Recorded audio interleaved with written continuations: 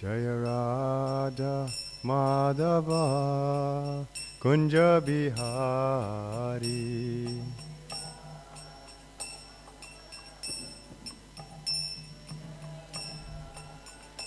Jaya Gopijana Vallabha Girivaradhari.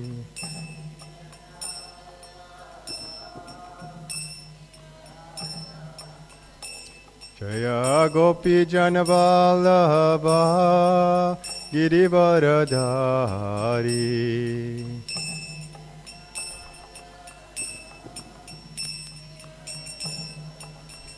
Yashodanandana Brajajana Ranjana.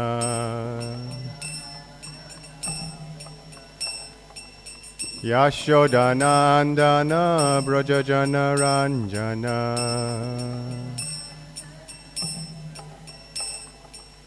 Yamunatira Vanachari.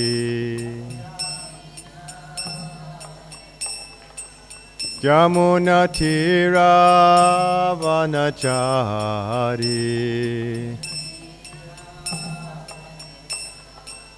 Jaya Radha Madhava Kunja Vihari.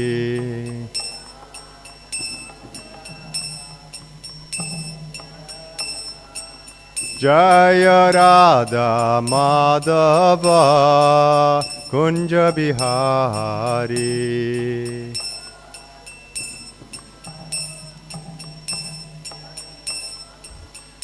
Gopi Jana Vallabha Girivaradhari.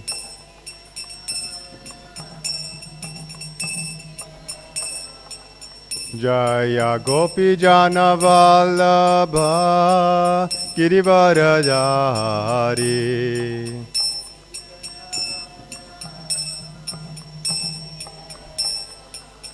Yashodanandana Brajajana Ranjana.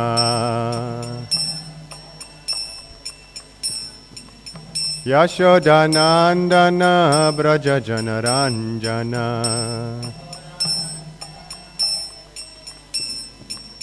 Yamunatira Vanachari. Yamunatira Vanachari.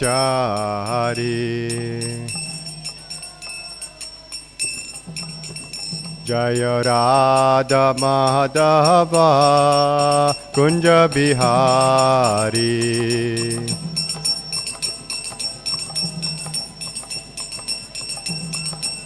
Jaya Radha Madhava Kunja Bihari.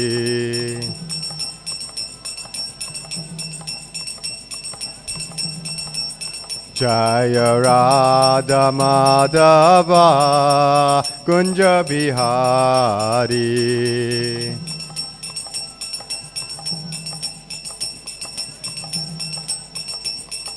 Gopi Jana Vallabha Girivaradhari.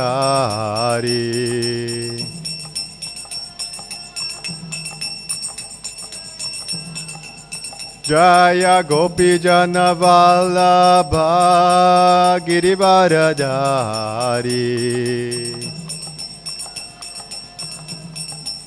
Girivaradhari. Yashodanandana Brajajana Ranjana. Yashodanandana Brajajana Ranjana.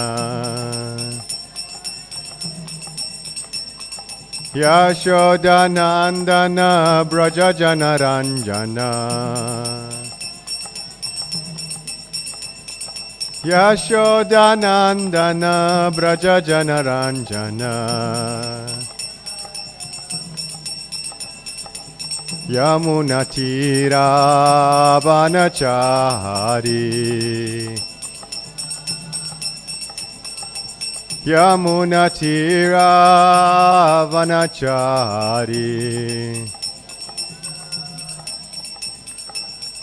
Jaya Radha Madhava Kunja Bihari.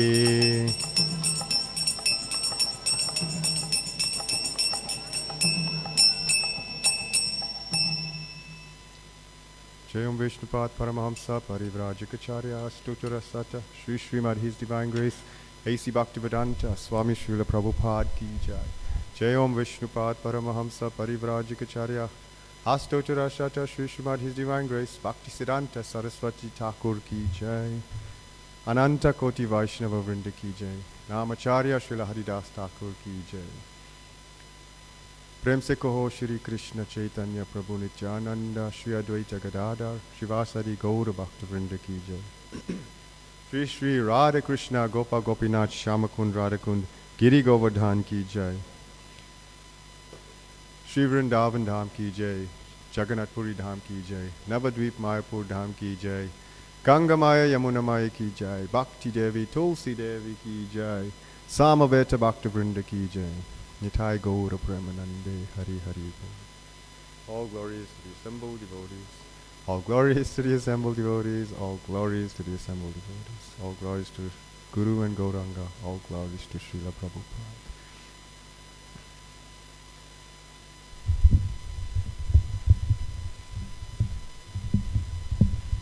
Hare Krishna. Thank you for coming for today's class. Morning class. So we're continuing to read from Harisori Prabhu's Transcendental Diaries, Srila Prabhupada's pastimes.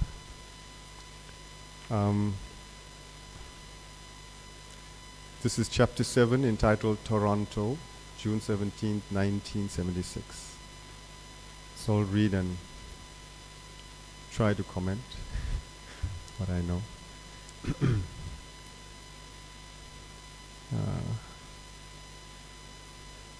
Sorry.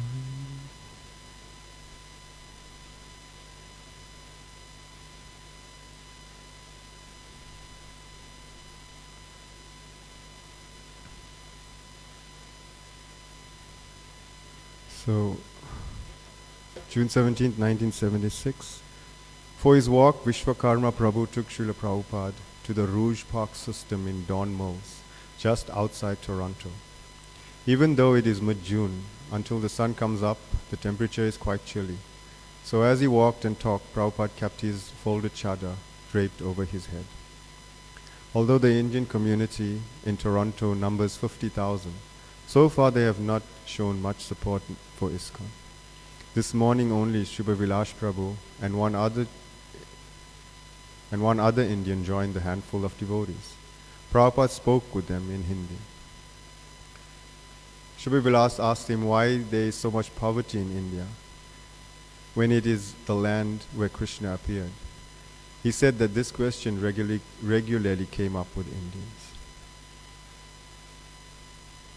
So we also were asked this sometimes, that if India is such a pious land, why are they suffering? Why are they in poverty? But many times Srila Prabhupada said they're not suffering. Externally they may look like they poverty-stricken, but they have the greatest wealth, this Sanatan Dharma. Also Prabhupada says, Shubha Vilas Prabhu says that there's so many Indians in Toronto, but no one is supporting. And practically we see that now less and less people are coming to temples, to any religious institute for that matter. I mean, we can see now, right? So yeah, this is Kali Yuga, and Maya is always inventing new and new things to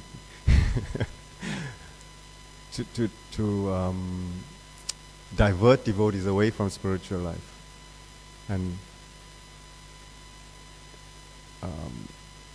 into sinful life. Srila Prabhupada, okay, so Shubha Vilas asked why there's so much poverty in India. Srila Prabhupada told him that India is indeed the land of God, but the people of India are not following God's instructions. Right? So yeah, God can take can appear in whichever land. But if the people are not following his instructions, then obviously they're going against the laws of God. He gave the example of the police. If the policeman is found guilty of stealing, then the police is given even more severe punishment than normal criminal, right? Because the police is supposed to be upholding the laws. But here the police is breaking the law, and therefore is given a more severe punishment. So this Brahmanical culture that was established in India, people are not following. He said, Srila Prabhupada said, the people of India are building factories rather than following Brahmanical culture, and therefore they have to suffer. This Ugra karma of industry is for demons. This is not for Brahmanas and Kshatriyas. Brahmana, Kshatriya, when they started to work as demons, as Ugra karma, then will they not be punished? Definitely they will be punished. So yeah, we see the entire world is practically run by this Ugra karma. Now, while driving to the temple, I just saw like streams of people on the road walking to take their transport to work. And this is what life has become. We're like conditioned that we have to wake up early, go to work early, work hard for so many hours in the day, and then come home, and what do? You bath, eat, and sleep. And the next day it's the same cycle. Like that. So this is Ugra karma. I will read more about it and speak more about it as we go on. He made the point that although Lord Chaitanya instructed those who are born in Bharatvarsh to make their lives perfect and then teach others, the Indians are not coming to the West to teach. They are coming here to learn from the Mlechas. He said on an airplane he personally saw a Madhwari man eating the intestines of a hog. So in big Marwari house this happens. Why? Because of bad habits. Bharata is a pious land, but they started oil refinery. At present, they will not give sanction to build temple. This is the government. So Prabhupada is making the point that although God may have appeared in the land of India, in Bharatvarsh, but if they're not following the culture established by God and basically building oil refineries and so many other types of factories, then definitely they will be punished.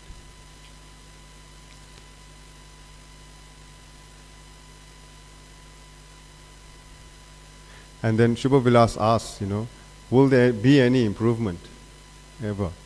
And Prabhupada said, improvement will be there when they die. Right?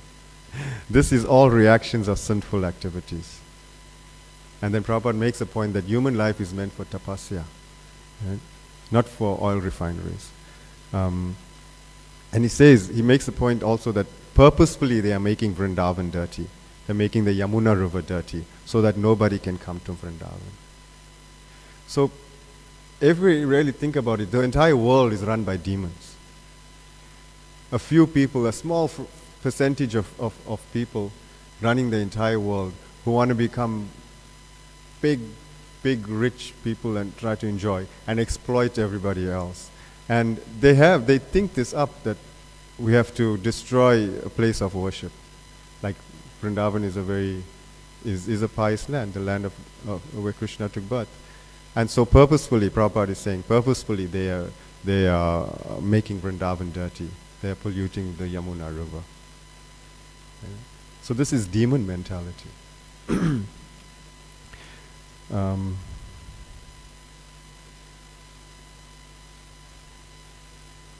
Prabhupada wasn't impressed with what the Indians were learning because it was all at the expense of their original knowledge and culture. Religion is not wanted in the West, and in India they are learning the same mentality. Today, anyone chants names of God, they consider him a madman. We experience this every week. we go out in the street and we're chanting Krishna's names. And I'm talking about in Indian areas. People, Indians supposed to know this, right? But they look at us like we are madmen. Right? In fact, sometimes you get looks that are so bad that sometimes you question yourself, am I mad? Am I doing the right thing? You know? Yeah, so this is it. Prabhupada is making this point. Today anyone chants the names of God and they consider him a madman. And then he speaks about even if devotees want to travel and they have to go to immigration and for visas and whatnot, you go to immigration anyway. And they ask you, are you going there to preach religion? Or are you coming to preach religion in this country? And Prabhupada says that no, we have to lie and say no, we are not coming. Right? So this is what it has become. Leaders don't want religion, God consciousness to be preached in the countries.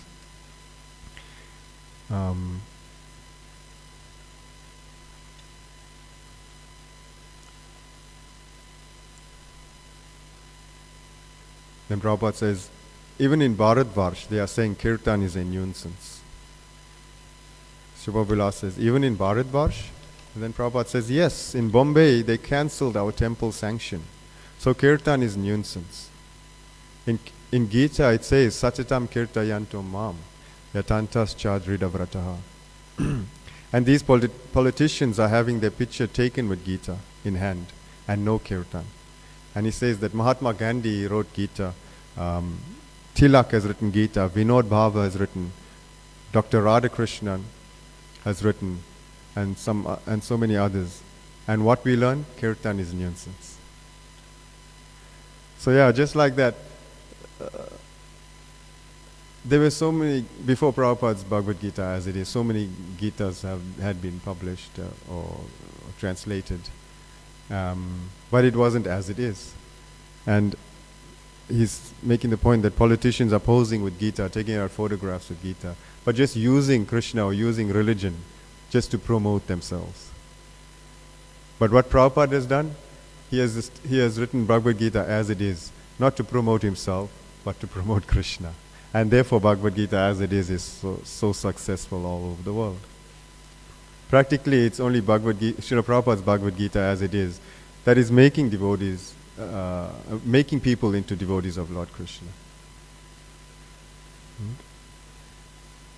And giving the proper understanding of what Krishna spoke and what he wants us to understand by speaking Bhagavad Gita.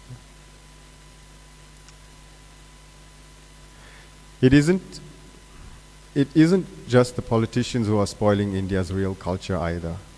As Prabhupada strode briskly along the valley, Shubha Vilas's friend asked whether one could accept more than one guru. Prabhupada's reply was very strong. He told him that if you already have a real guru, what is the necessity of accepting another one? Right? And Prabhupada says, that is the thing. We don't know who a real guru is. We don't know what is bona fide guru. And then Prabhupada says, Guru is one who is Bhagwan's representative. You follow his instructions. Everything is written in Bhagavad Gita, and from Guru you understand Bhagavad Gita. So that is a real guru. Someone who's preaching Bhagavad Dharma.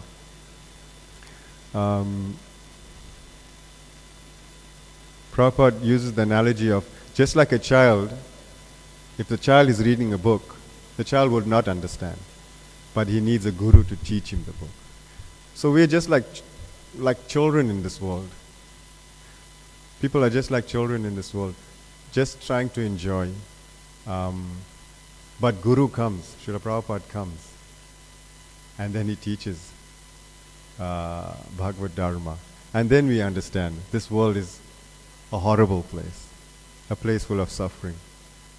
Right? So the child will not understand simply by reading on his own. He needs Guru. And just like that, the people in general needs Guru. They need devotees to give them a shake-up And so they realize we have to get out of this miserable place.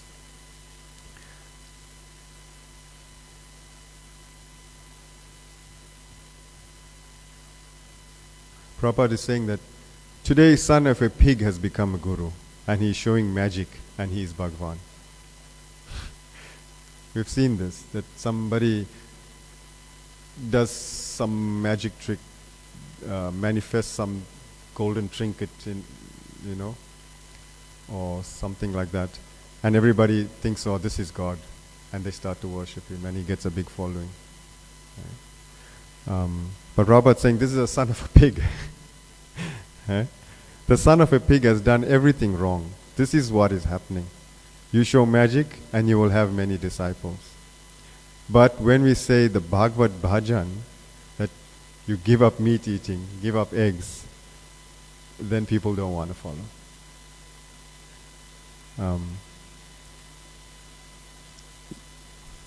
People want. I was just listening in the morning.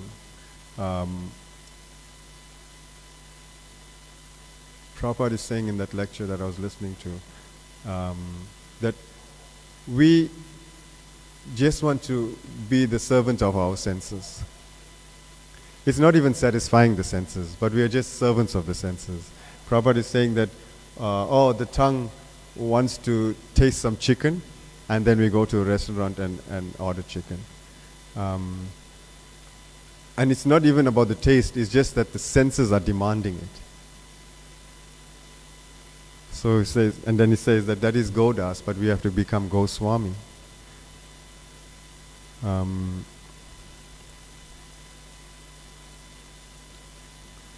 So when we preach, and we preach sometimes very strongly that give up this, give up meat eating, give up such and such things, and people don't want to hear, and therefore we'll find that not many will take to Krishna consciousness, especially ISKCON. Or many people may come, but they won't take it seriously.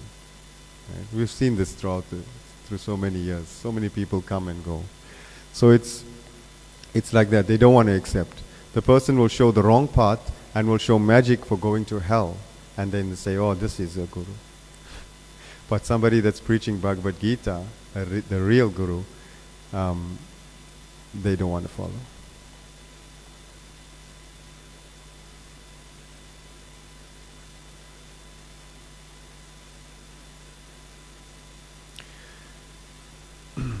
For the Srimad Bhagavatam class, he read verse 1 of the 6th chapter of the 7th canto entitled Prahlad Instructs His Demoniac Schoolmates.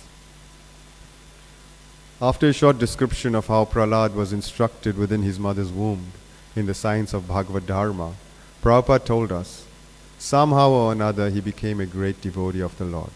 But he was born in a family of atheists. His father, Hiranyakashipu, was atheist number 1. But the child was a devotee. Such things happen. The father is a devotee and the child is a demon. And sometimes the father is a demon, but the child is a devotee. Everyone comes with his own karma.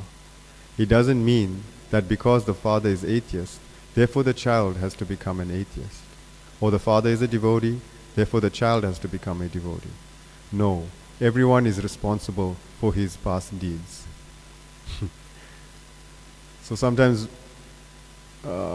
I know I was asked many times that this family are devotees, but their son is not following. How come? What kind of devotees are you? So Prabhupada is saying that doesn't mean somebody is born in a devotee family and then they will be devotees. We see from even Prabhupada's life, not all his children followed him. Followed Prabhupada's teachings. Even in the life of Bhakti Vinod Thakur, all his children did not become devotees. Advaita Acharya, many of them were Mayavadis, right? So just because you're born in a devotee family, it doesn't mean that your children that you will be a devotee. But even though you may be born in a demoniac family, we can become devotees. Okay. And the majority of people that come into Krishna consciousness, basically we're not born into Krishna consciousness. And we're born in families that were following demoniac principles, like meat eating and such things. But we see that they can change by the preaching that's going on.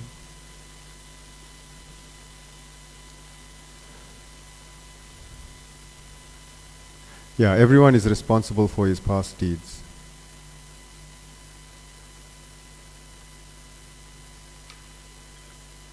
He describes the meaning of Bhagavad Dharma, stressing that God is neither Hindu, Muslim, nor Christian. Therefore, religion is also one. There cannot be different varieties of religion, because religion means to come to the point of surrendering to God and doing whatever He wants.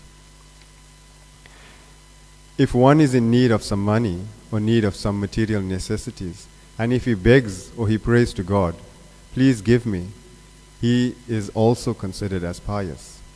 But real religious system is to understand that God is great, I am His servant, I am supported by Him, it is my duty to serve Him. This is religion. This is called Bhagavad Dharma. So understand this philosophy, that God is the Supreme Master and I am his eternal servant. My duty is to serve God. That's all. Yeah, so this is religion.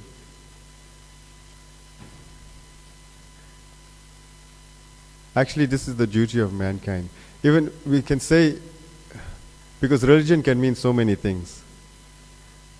You know, in India, even cricket is a religion, right? And we say, if somebody is doing something, is following something very rigidly, or to the T, or something like that, we say that, he's following very religiously. But it may not be spiritual, right? So religion does not necessarily mean it's spiritual, right? So what we have to understand is that my duty is to serve God, because I am an eternal servant of God. Then Prabhupada says that is real religion. So whatever religion it may be, if this is what they're teaching, then yes, that is a proper religious system. Once more, he presented Krishna consciousness in terms of science, not emotionalism. In Detroit, he told the mother that he told the mother and her son that the professor of philosophy he had studied under described philosophy as the science of sciences. When all the departments of science are taken together, Prabhupada said the original science is philosophy, and to know the absolute truth is philosophy. This morning, he called this Bhagavad Dharma, listing off the different parts of the body, blood, bone, muscle, and so forth. He told us that life is different from them, that you have to learn. This is called Bhagavad Dharma. Shri Shri Radha Radhanath Ki Jai. So in this way, this Krishna consciousness movement, don't think that it is a sectarian religious system. No. It is a science, the science of Krishna. Try to understand the science of Krishna. We have got so many books to educate people about this science. Not that simply we are talking sentimentally. Everything is scientific reason, philosophy. But the simple method is so easy. And the simple method is paritranaya, sarva dharma parityagya. That's the simple method Prabhupada is saying, the conclusion of Bhagavad Gita. What Krishna says, you accept. Then you will understand what is Bhagavad Dharma, what is God, what you are, what is this world, what is the relationship, why you should become a devotee of God. Everything is explained in the Bhagavad Gita as it is. Try to understand this Bhagavad Dharma and be happy in your life. So that's why earlier on we were saying how Srila Prabhupada's Bhagavad Gita as it is has made devotees. Because this is what he's explaining, right? What is God, who you are, what is this world, our relationship with God and this world, you know. So all these things, Bhagavad Gita as it is explaining.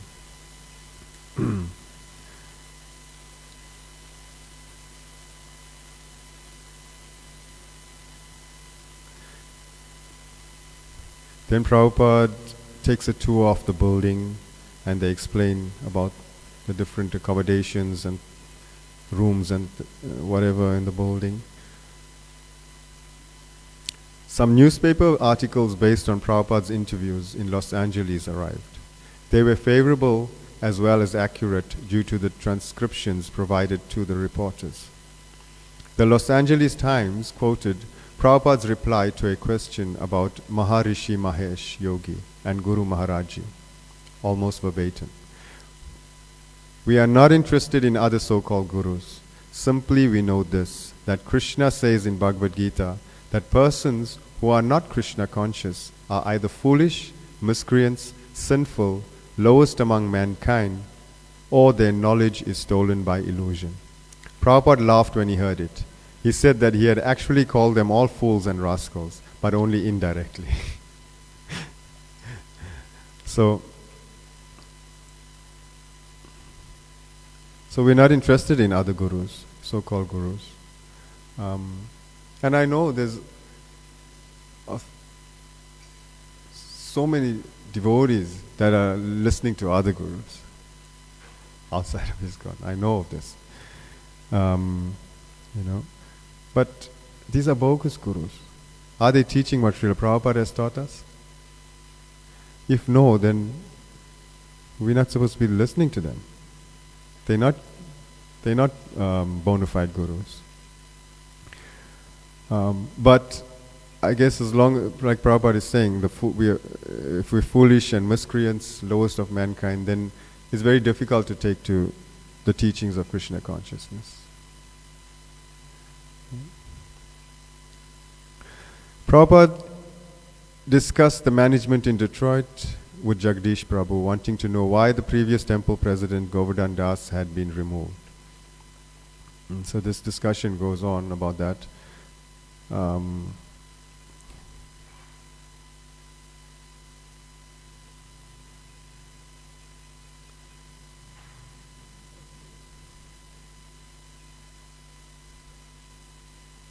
He was well liked by the devotees, and Prabhupada agreed with Jagadish's description of him as a very gentle soul. Prabhupada said that he had rendered tangible devotional service. It was due to him that Ambarish and Lekeshwaranti had been engaged in obtaining the Fisher estate. Moreover, Prabhupada also had received complaints in Detroit about Madhavananda's management.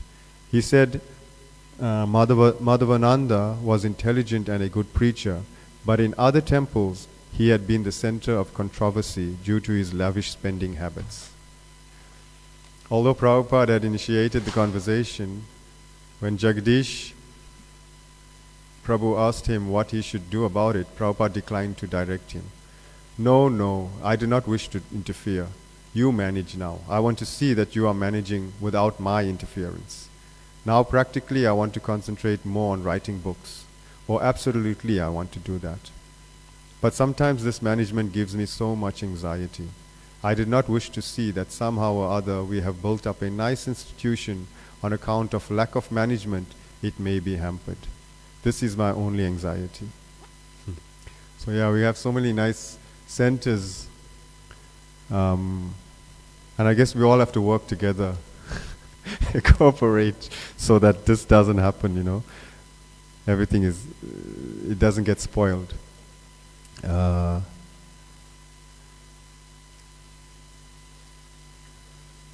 then so Prabhupada, initially he said he wanted to concentrate more on writing his books, and he didn't want to interfere in the management.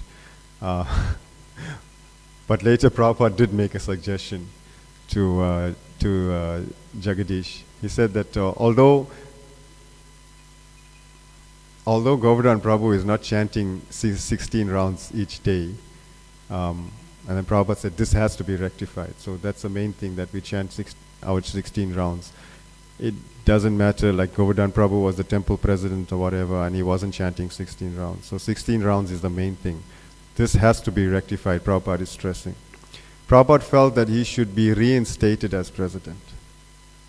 Madhava Ananda could be shifted to organizing book distribution and preaching. So Prabhupada is showing that Govardhan Das was a good temple president. But he was removed because he wasn't chanting 16 rounds. So that can be rectified and he can continue being the president. But then also he said earlier that Madhavananda, there were complaints about Madhavananda from other temples. So give him another service, but keep the devotees engaged like that.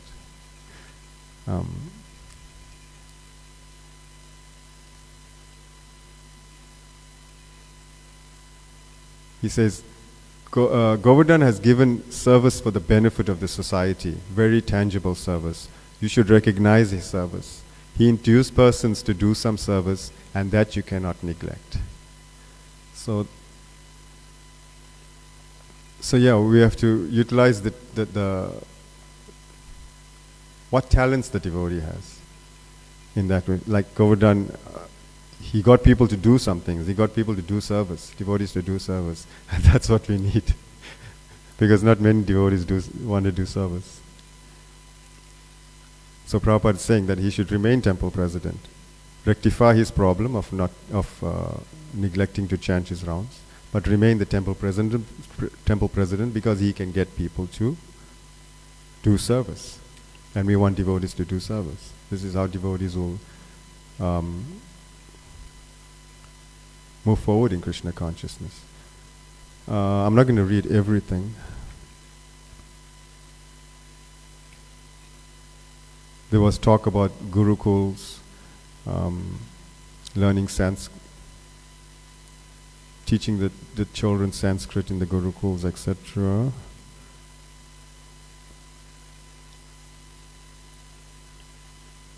Okay, so Prabhupada said that he had personally seen in Dallas that the students could not chant the Sanskrit nicely, although it was simply a question of practice. And then he says, you see to these two things especially. Krishna is their mother tongue. They can become English scholars very easily, and Sanskrit language is not difficult. Read and write, then he will learn. Our education is Sanskrit.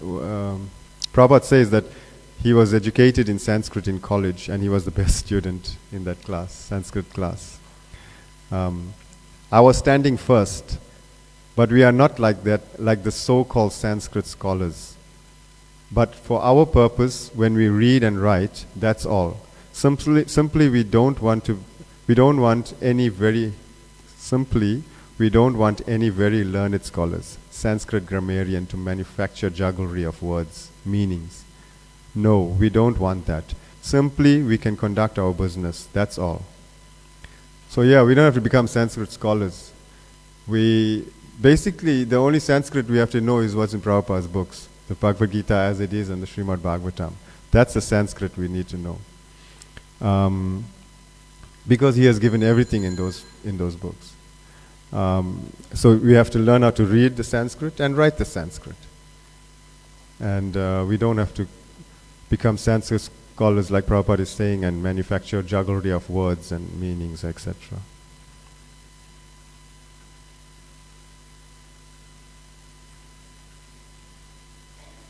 Prabhupada explained that real knowledge is spiritual knowledge. Nowadays, because of the change in social conditions, he said, there are so many factories and they require technical knowledge. But we are not going to the factories. That is sure and certain. Neither we are going to start any factory. That is not our business. We don't want to start factory or Ford factory and make a hell out of life. The hell.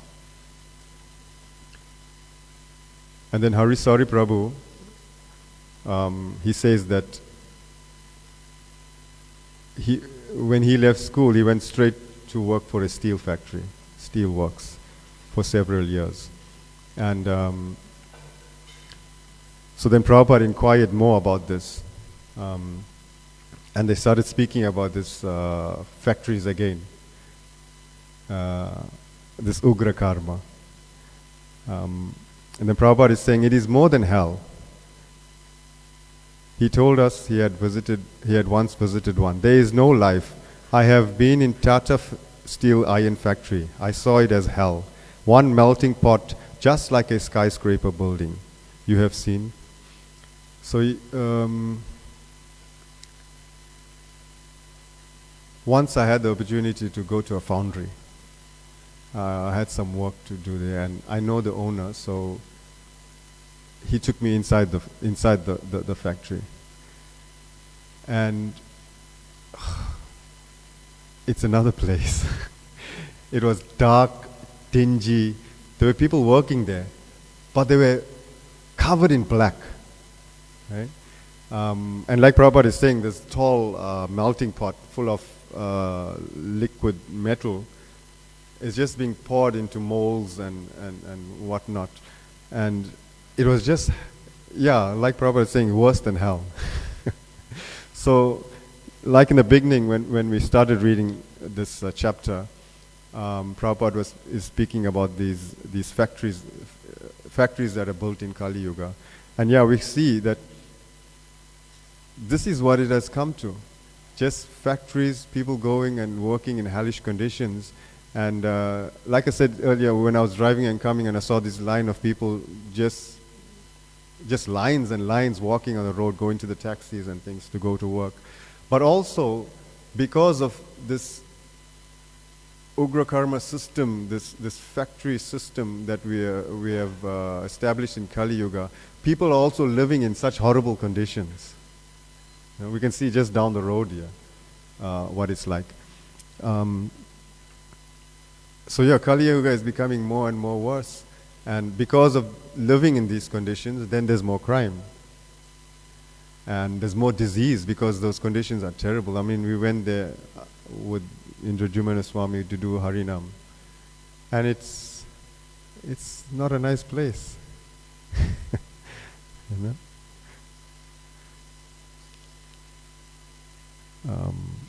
So Prabhupada was sympathizing with Harisori Prabhu, that he had to go through that in his early days. And then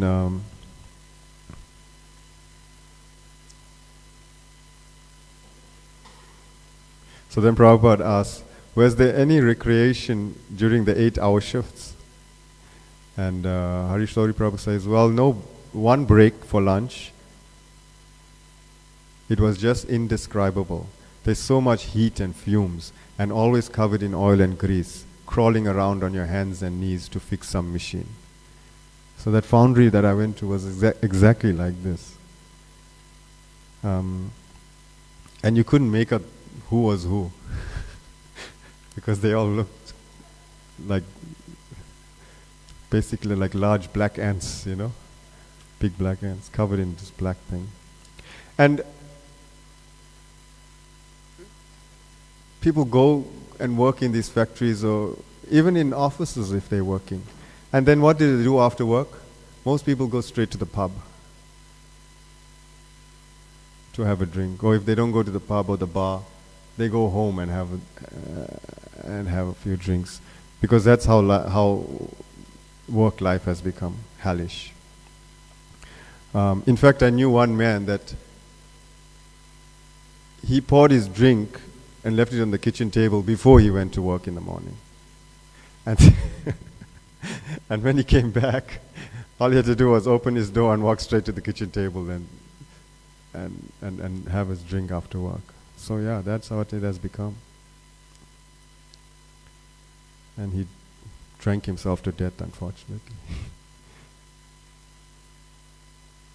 Srila Prabhupada extended his sympathy to me, Harisori Prabhu is saying. With a kind smile, he said, "You are not meant for that." So we're not meant for that. And I listened to so many lectures, and then recently, Bhakti Vikas Swami's lectures were about establishing Varanashrama Dharma, and how we're not meant for this factory working and living in congested apartments in the cities and things like that. And even my work situation is a bit like that. We work with metal and things. And it's also hellish because it's hard work.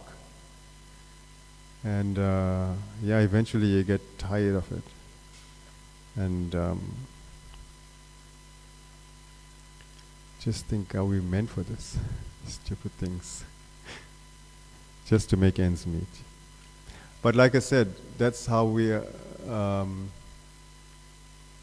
people are being conditioned, that we think we have to work hard because of the few elite that's running the entire world. And these people, and the majority, the population is working hard like animals for these elite people. And therefore, when people start preaching God consciousness, Prabhupada was saying earlier that when we start preaching God consciousness, people to take up Bhagavad Dharma,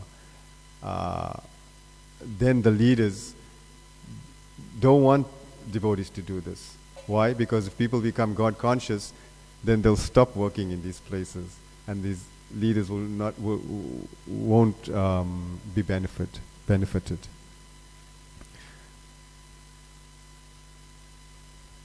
Pushta Krishna Maharaj came back late in the afternoon after having spent most of his days at the Indian embassy with Shubha Vilas. Srila Prabhupada's passport needs renewing, and this has been the first city we have visited that has an embassy. They were put through all kinds of rigmarole and still told to come back on Monday. Initially they were told it would be issued in 1 day, but then a more senior officer told them it would take 4 days. After 2 hours of pleading, he said it might be ready on Monday morning.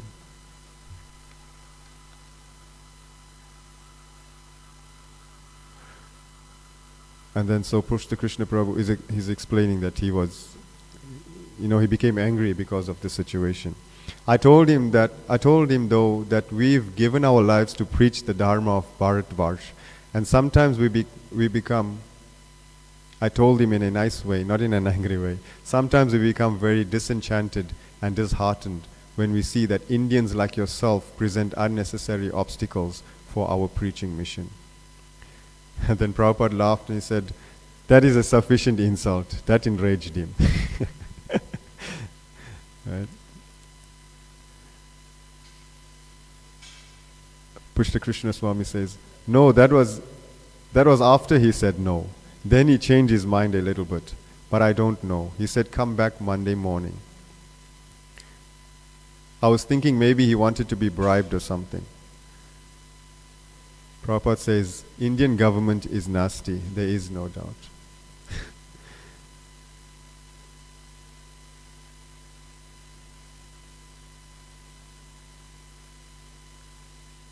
Prabhupada says, everyone in government service, at least it is to be supposed they are all nasty men.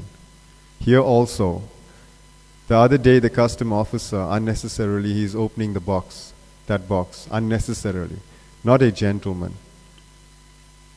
And he is bringing a knife to open. Prabhupada agreed with Jagadish's Prabhu's assessment that it was simply harassment. He quoted from the Srimad Bhagavatam, 12th canto, everywhere, Rajanyar Dashyu Dharma Bhi, simply wanting some bribe. They are in power and that will increase. It will be impossible to deal with. Now it is already. In India, any work you want to be done by government, unless you bribe, the situation is becoming very dangerous. And this situation is now spread throughout the entire world. That without bribing the officials, you can't do what you need to do. They speak about how the government officials seek out the businessmen who have money and extort money out of these businessmen. And when when these people ask, what must we pay the money for? There's no answer. But because they are government officials, they extort this money. And we see that even in South Africa it was happening.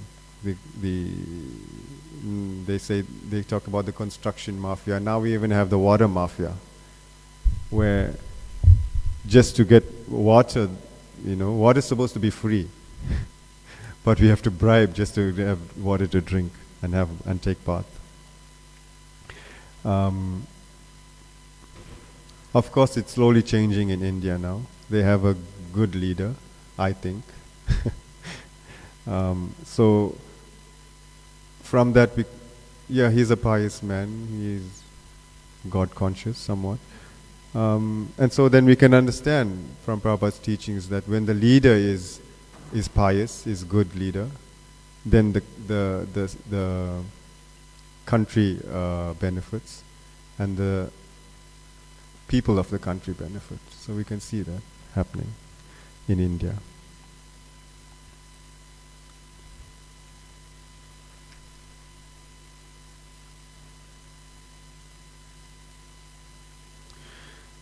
So then Prabhupada meets a reporter from the Toronto Star. And he has a long conversation with her. So I'm going to read this because whatever Prabhupada says here is very nice. I mean, he always says nice things. But this is very nice, and we learn how Prabhupada is preaching. Yeah. So Katika, a reporter from the Toronto Star, came at 6:30 p.m. A young bespectacled blonde-haired woman in her early 20s. She didn't appear to have much grasp of our movement or spiritual life in general. Prabhupada thus deflected her initial cursory question as to why he was visiting Canada to Jayadvaita Prabhu to answer. Jayadvaita then suggested she inquire from Prabhupada about things of a more philosophical nature. Her response was to ask if we were an extension of Hinduism. Prabhupada was already shaking his head before she finished. You do not know. There is no such word as Hindu religion, at least in the Vedas. Religion is translated into Sanskrit as characteristic. Religion is not that kind of faith. Just like chemical composition, sugar is sweet. That is religion. Sugar must be sweet. Sugar cannot be pungent. Or chili must be pungent. If chili is sweet, we reject it. And sugar is pungent, you reject it. Similarly, our Vedic system is to train the human being to the ultimate goal of life. That system is called Varnashrama Dharma. Gradually training the person how to become perfect human being and understand the goal of life. That is our activity. It is not meant for any particular sect or particular nation. No, it is meant for the whole human society. How to make them perfect in the goal of life. He explained that the principle was to understand that life is different from matter. They are presenting some foolish theories that the body is moving by chemical composition, by this, that. But actually, they do not know what is there. The chemical composition. What is that? Frankenstein or something? These foolish things are going on. They think the body by some chemical and physical combination and electric power. Although they have not been able to do so, but still they'll theorize like that. In this way, the whole human society is going on in a deep, ignorant platform. He told her that he had already presented 54 books explaining this knowledge. This book is selling very nicely, Bhagavad Gita as it is. In this whole chapter, Prabhupada is emphasizing Bhagavad Gita as it is. We have printed a recent edition, 350,000 copies. That is finished. Again, we are going to print 500,000 copies. So it is a great science meant for all human beings, not for the Hindus or the Muslim or the Christian. Science, mathematics, is meant for everyone. So it is spiritual science. Everyone should take the advantage of it. Otherwise, what is the use? What is the use of my? Then it says unclear. I have not come here to preach Hindu religion. Why you should take Hindu religion? You are already Christian. What is use of replacing Christian religion with Hindu religion? We have no such distinction. We are not after increasing the number of Hindus. We are after making the human being perfect in knowledge. That is our aim. Right? So yeah, we're not here to make Hindus. And Nowadays we're seeing that we're incorporating our preaching with Hindus. You know, I'm sorry to say, but this is happening. And people are thinking that we are just like some other organization, Hindu organization or something like that. But we're not. We are apart from that. Prabhupada is saying we are spiritual, we're teaching a spiritual science. We are after making the human being perfect in knowledge. That is our aim. Then the reporter asked, do you believe then that there is more than one way? Prabhupada says, there is only one way. Just like the spirit soul is within you and within me, your skin may be white, my skin may be colored, but within the spirit soul. What is there in you, that is in me also. There is not change on account of the body. Therefore, to understand that spirit soul, there is only one way. There is no second way, because it is not experimental, it is already there.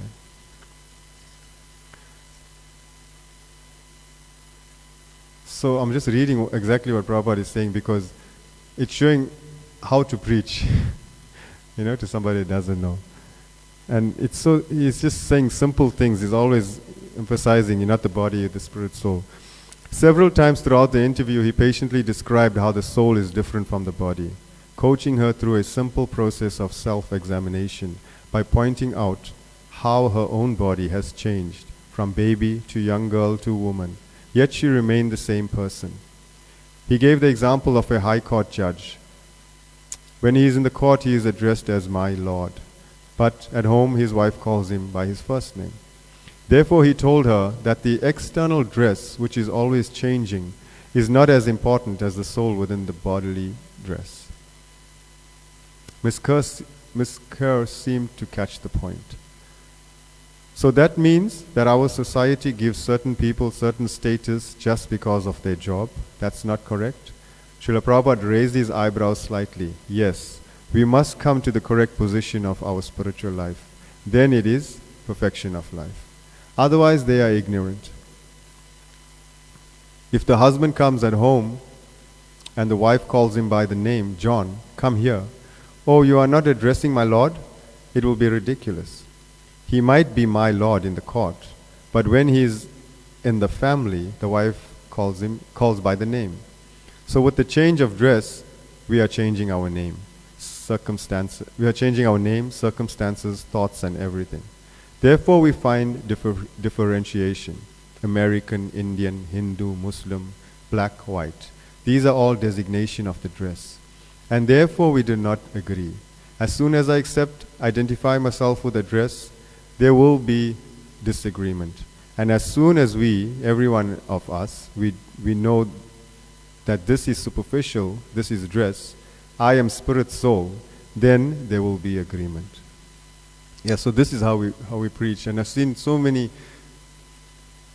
people preaching and trying to give them everything in one, at the same time. But this is how we have to preach. Prabhupada is stressing, you're not the body, you're the spirit soul. And only when somebody understands that they are not the body and that they are the spirit soul, then only you can say more. He asked Jayadvaita to find a verse in the Bhagavad Gita. Then he said it to Kathy. Sorry, I'm going to go a little over time. It's just... Then he said it to Kathy. Brahma bhuta prasanatma na sochati na kanchati sama sarveshu bhuteshu. So without this understanding, they have opened United Nations, keeping them cats and dogs. And they are simply barking, that's all. That is going on. So for the last 40 years, simply they are barking. What achievement is there in your country? Who is the president that gave the black man same liberty? Lincoln, equal rights. But actually there is some tension, black and white, because they are not on the spiritual platform. Everywhere, Prabhupada said, some tension. The Catholic, the Protestant, the black, the white, the Hindu, the Muslim. That must go on, because if we accept on the platform of dress of body, then there must be ignorance. Then Prabhupada asked Jayadvaita Maharaj, that time Jayadvaita Prabhu, to read the translation.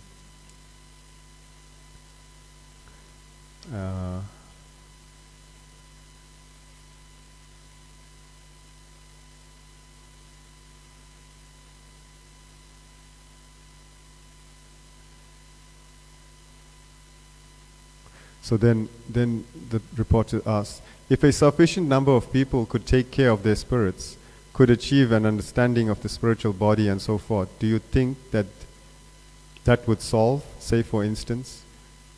Prabhupada was ahead of her. It is not possible that because at the present moment the number of educated persons, they may be many PhDs, DHCs, but nobody understands it. You cannot expect a fair number of persons understanding it. It requires little higher brain. But even some percent of the population understands this philosophy, then there will be peace and prosperity. Not that everyone, just like in my body, not that every part of the body is the brain. But if the brain is in order, then the other parts of the body will act nicely. The leg is not the brain, but if the brain is in order, the leg will move nicely. The difficulty is there is no brain. Then he gave an unusual, if not appropriate, example. So without the brain, without the head, when the body moves, it is a ghost. It is a ghost. So it is a ghostly civilization, all ghosts. There is a kind of ghost, perhaps you know, that without the head, if a man's head is chopped off and he has got attraction for this material world, then he becomes a ghost without a head. So the present moment, all these so-called educated civilized men are ghosts without a head. You know this? There is some ghost without a head. So yeah, this civilization is run by ghosts without a head. And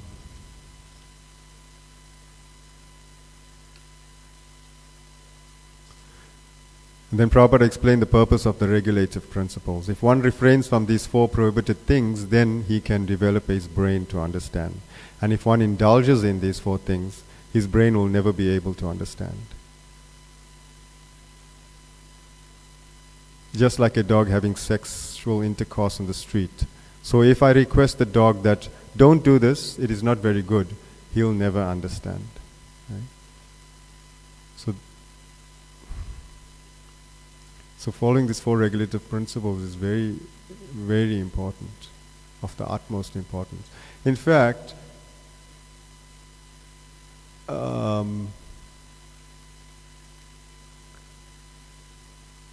think it was Swayam Bhagavan Keshava Maharaj that I heard this from, and he said that if we don't follow the four regulative principles, then we can never be blissful in life.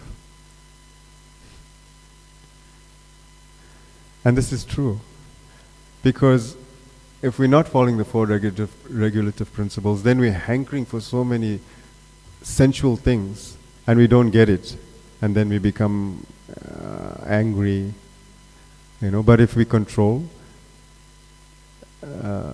then we are blissful, because we're not hankering for so many things that we may not get. So yeah, if you don't follow the four regulative principles, you can never be blissful in life. She asked about the purpose of chanting, and Srila Prabhupada replied in the same vein. Cleansing, the brain cleansed, so that one can understand. Cheto darpanam marjanam, cleansing. We have got so many dirty things within ourselves. By this chanting and following these regulative principles, it will be cleansed. Then just like a mirror full of dust, you have to cleanse it. Then you'll see your face very nicely. So this is the process of cleansing the mirror of the heart. So when it is cleansed, then you can understand. Yes, I am not this body, I am the soul. My business is different. That is wanted. Therefore we are encouraging people to come here, chant, dance, and take prasadam. Gradual process. They have come, In the beginning, I had no place to stay even. Now we have got hundreds of big, big palaces. So we have to go and bring many people to our big, big palaces and fill it up. So that's the end of the chapter. Srila Prabhupada ki jai. Anyone has any comments, questions? Okay, thank you very much.